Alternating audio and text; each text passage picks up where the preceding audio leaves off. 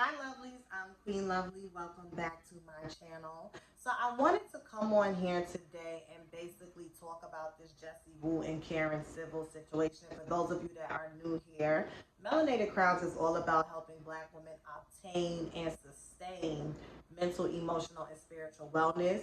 Here in our community on this YouTube channel, whatever you want to refer to it as, I give commentary about pop culture and current events, and I always put my spiritual and esoterical spin on it. So if that is something that you are interested in, then stay tuned. If not, thank you for coming anyways. Please hit the thumbs up, comment below, and remember to be respectful to the individuals that I speak about, as well as each other, because this is a safe space for grown-ass women, grown-ass men, non-binary, whatever you socially identify as, to come and just, converse and communicate and, learn from one another, laugh together, and all that good stuff. So let's get into it. For those of you that's probably like, girl, where you going? I am going to the beach. So I got my bikini top on, okay? And I just wanted to come on here and record real quick before I go to the beach. So that's what I was doing. Actually, let me pull this a little closer because I want to sit further back on my bed so I can be more comfortable. Okay, so good. Okay, so first and foremost, okay, how do I want to approach this? So every time something happens with Jessie Woo and Karen Civil, a lot of people go to the video that I did back in February when all of this controversy popped off, and they basically refer to that video and they comment under that video. So for those of you that don't know, it went down Thursday evening on social media. Multimedia personality Jessie Woo, who's also on this current season and will be on the next season of Wild and Out. She is a comedian, she is a singer, and she does skits as well. And she is a philanthropist as well, because she does a lot of things, when it comes to Haiti and, spreading awareness about things that's going on and doing fundraisers. So she went on Instagram and she basically posted some court documents because her and Karen Civil were going to be in litigation, because Karen Civil filed a lawsuit of defamation, if I'm not mistaken, for $3 million. And I guess what happened was Karen Civil was supposed to prove how Jessie Woo's comments about her being a scammer, her being a fraud, her being an industry bully stopped her bag or interrupted her bag. And per Jessie Woo's post and per what she posted, she basically was saying that because Karen Civil was unable to properly, present receipts, that basically, I guess the case was going to get thrown out. So then I think Jessie Woo filed a motion to be reimbursed for her fees and whatnot, and it was actually approved. So she came to social media and she was just, saying, like, you can't bully me, this, that, and the third. Karen Civil went onto her Twitter and she went live. Now, I did not catch Karen Civil's live. I did catch her tweets before she removed them, and she basically was saying Jessie Woo was lying, and it was just like a he say, she say. Here's my thing. A lot of people went under my video because this all started back in February with the podcast situation. I'm not going to get into it because, listen, y'all, I've done about 3 videos on this topic, so y'all could just put in Melanated Crowns, Jessie Woo, and the videos will come up. I'm not going to regurgitate it. Go do your Googles or whatever the case may be. So a lot of people went to my initial video that I did back in February and was like, oh, you look stupid because Jessie Woo won. So let's just pause. Listening and comprehension skills is at an all-time low, because what happens is people like to romanticize these public figures, these people with influence in their head. And a lot of people have the inability to look past their bias that they may have for someone or something and form an objective perspective, okay? Let's just be 100% honest. I've actually met Jessie Woo and I worked with her one time when she did a fundraiser for her fundraiser for Hurricane Harvey. Okay, I don't know if she remembers that, but I worked with her once and I've encountered her twice. I have never, ever, ever encountered Karen Civil, but like I have said 10 times over, I personally never felt like Jessie Woo was lying or fabricating or going out her way to perpetuate a false narrative about Karen Civil. You will never find me sitting in any of my videos where I spoke about this situation saying that Jessie Woo was lying, because I said from day one, the way that I analyze this situation is Jessie Woo has an issue with self accountability and discernment. That is what I said from day one. And then I went on to give examples and say, first it was Amada La Negra, then it was Mona Scott Young, and then it was Karen Civil. And these situations had happened back to back or within a small time frame. And the reoccurring theme per her account of those isolated situations is, oh no, I did like her. I did think she was cool. I did this, but then she did this, and now I see who she really is. So we've all been there. Hello, myself included, got the t-shirt, the trophy, and the keychain. We've all been there. And all I was saying is, from personal experience, the way that I, Queen Lovely, was able to break that cycle was to stop looking at life and people with rose-colored sunglasses. Just because I'm a good person, just because I'm honest, just because I move with integrity, just because I'm straightforward and forthcoming, it does not mean that the person whom I'm having a shared experience with owes me anything. Don't nobody owe you shit in this life. And a lot of people get caught up and stagnated with this concept of how it's supposed to be, as opposed to seeing the shit for what it is and adjusting your expectations and how you show up and going from there.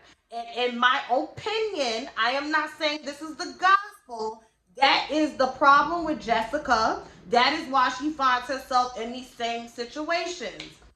Those things about Karen Civil have been said 10 times over by multiple people. And Jessie Woo herself said on the Storm Monroe interview, I was willing to look past it because I just thought everybody was ganging up on the black girl.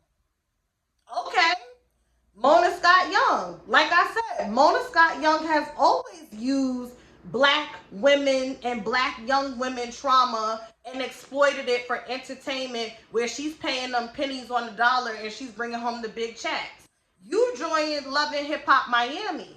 That is the most recent addition to the franchise. So you have more than enough material to get an idea of what the show is about, what may be expected of you, and so on and so forth. Didn't nobody tell you to throw bottles? Didn't nobody tell you to argue or fight with Amada La Negra? Didn't nobody tell you to do any of those things? You did those things being reactionary, having low emotional intelligence, and so on and so forth. But she felt betrayed by Mona Scott Young because she felt like Mona Scott Young only showed one part of her, which, once again, she's not lying. I believe 1000% that Jessica gave them more than enough material for them to put out a balanced perception of who she is, but they just got, stuck on, oh, she's arguing with a model, okay, she's throwing bottles, they're doing this, let's just make that her storyline. I would be upset too, but I would not be surprised or taken back because I know what Love and Hip Hop Miami is about. And then the most recent situation with Karen Civil. So from the jump, ladies, gentlemen, non-binaries, whatever y'all identify as, it was never a situation where I was on Karen Civil's side. It was never a situation where I was against Jessie Woo and I was praying for her downfall. I just don't do good with people that are comfortable being the victim. Even if in every situation somebody did you wrong, you still have to hold that mirror up to your face and identify what is the reoccurring theme in my actions, in my participation to this shared experience that allows me to keep being victimized. From what we see and how Jessie, because she brought this to the public, so I have a right to give commentary as she does on her YouTube channel, she hasn't done that yet. And interestingly enough, the girl, mother of Gotti, who she jumped in this, because let's just be honest, the situation with her and Karen Civil that is presently happening started because you inserted yourself in a situation that had nothing to do with you. And now yesterday, they were going back and forth on social media. Jessica's the common denominator. It just is what it is. And another thing is, so you say Karen Civil's an industry bully. I believe it. If I see Karen Civil outside and there's nobody around, I'm crossing the street. I don't fuck with y'all. Y'all Scorpios or something else, and especially when y'all dwell in that dark side of shit, y'all got it. Y'all got it. You right, I'm wrong. Okay, you win, I lose, whatever. Who cares? I cross the street. I will. So, once again, she goes, Karen Civil is an industry bully. Once again, nobody thinks you're lying, Jessica. Nobody thinks you're lying, and this is what you keep failing to realize. And I am saying this as somebody who has worked in the industry. I had a paid internship at one of the top radio stations in the country in the #1 morning show. Do the math, okay? And then I was blessed enough to build a relationship with somebody from that trio who gave me paid opportunities to work with her. So I am not telling you what I heard. I'm telling you what I know. I've been that person in the workplace that spoke the truth and said the truth. And this is why I say, even when it comes to Nene Leakes and stuff, it's not that I'm trying to silence a black woman or I'm trying to water down a black woman. We have to see shit for what the fuck it is. We do not run shit around here. And I'm not saying that as a black woman in that patriarchal, misogynistic, and demonic wheelhouse that we call the entertainment industry, that you have to lay down and eat 10 miles of somebody's shit. Because as somebody who, similar to Jessica, I left in 2019 and said, this does not resonate with me on a soul level, so I'm going to leave. I'm going to take a step back. I'm going to go inward, and I asked God and said, put me in alignment with the plan you have for me. Because I went to school for radio, television, broadcast. I always knew I had the gift of gab. I always knew that I was engaging. And I thought I was going to be this big TV personality, giving the tea, spilling the tea. God had a plan for me. That's how Melanated Crowns came about. God had a plan for me. I joined spiritual advisement with Black Spectrum Network. I started building a relationship with my ancestors. I started working on my spiritual hygiene, which is saging, praying, meditating, journal, all of that stuff. And it came to me. I love to help people. I want to help black women. I want to help young black women. Okay? That's why I'm currently in social work school, one of the best social work programs, getting my master's with a concentration in mental health for young adults and adolescents and young adults. This is the path that God redirected me on. So when I'm speaking to Jessica, it's not an effort to silence a black woman. Like I said, I see previous versions of myself in her, being the person to, well, I'm going to say what the fuck I want to say, and ain't nobody going to punk me, and ain't nobody going to do this. Short-term sacrifice for long-term paradise. Before you open up your mouth and tell the truth, is this truth necessary? Is this truth going to yield positive results for me? I'm telling the truth because of blank, blank, blank. So when I open up my mouth to tell it, looking past your emotions and your ego, does your higher self, does your discernment, does your intuition say, yes, once you say this, it's going to be a domino effect of this, that, and the third? That's the only point I'm trying to make. These, like, the thing with Jessica is this. You want to embarrass Karen Civil. You want to put her on blast. You want to do this. She's been embarrassed before. She's been put on blast before. And yet she's still able to do what she does. There has to come a point where you prioritize your internal peace and having harmony within over getting even and getting down in the mud and waddling. Everybody wants to run around here 30 and above. Oh, I'm petty. I don't give a fuck. I'm petty. You go low, I'm taking it to the flow. But is it worth the conflict, controversy, and strife that comes with it? Sometimes rejection is God's fucking protection. I used to be the same way. Oh, that bitch unfollowed me. Oh, she not responding to my DM. Oh, she don't want to work with me. I used used to be the same way. I'm a Sagittarius, Sun, Moon, and Rising. Fire. Same way. Quick. Flying off the handle. But once again, when I took a step back and I surrendered to the plan that God had for me, and that doesn't mean that since I surrendered, my life has been a cakewalk, because for those of you that are familiar with me, you know it hasn't. But when I surrendered, it's been rewarding, because at least when there's bumps in the roads, at least when there's trials and tribulations, I know these trials and tribulations and these bumps in the road are in alignment with what God has for me at the other side of the rainbow once the storm passes. See, that's what people don't understand.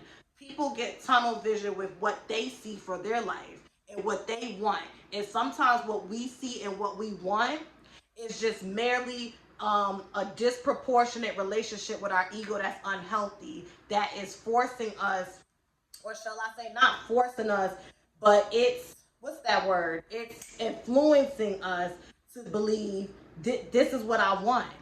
And this is why you have people that will obtain all of these opportunities, all this money, and you're still unhappy because that wasn't your path to begin with. Just because you get good results, meaning a check, a blue check on Instagram, engagement, some fame, some popularity, you able to, wear red bottoms and shit and have your Gucci sunglasses, just because you're getting all of those good responses, it does not mean that you're walking in alignment. It's kind of like if you're walking to, say you want to go to a bank, right? And instead of just looking at your phone and seeing the best path to take, you're turning down this corner and that corner and that corner. And yes, you will make it to that bank. You will make it to that bank. But imagine if you just went and on your phone, put the in, and then you would have seen the best path for you. That's, in my opinion, what it's like to go on your path without God versus going on your path with God. And that's just my opinion. So I just want to clarify that. It was never a situation where I was rooting on her down. What do I gain from that, really? What do I gain from that? I said it from day one. I see previous versions of myself in Jessica, and that's why I'm so passionate and I have an emotional proximity to it, because I get it. I get what it's like, where it's like, well, I don't want people to think that they ran me out. And I don't want people to think that I fell off. And I don't want people to think, and not even realizing that once you get on your path that God has for you, those people's opinions, comments, concerns, insults, it don't even fucking matter. It doesn't even fucking matter.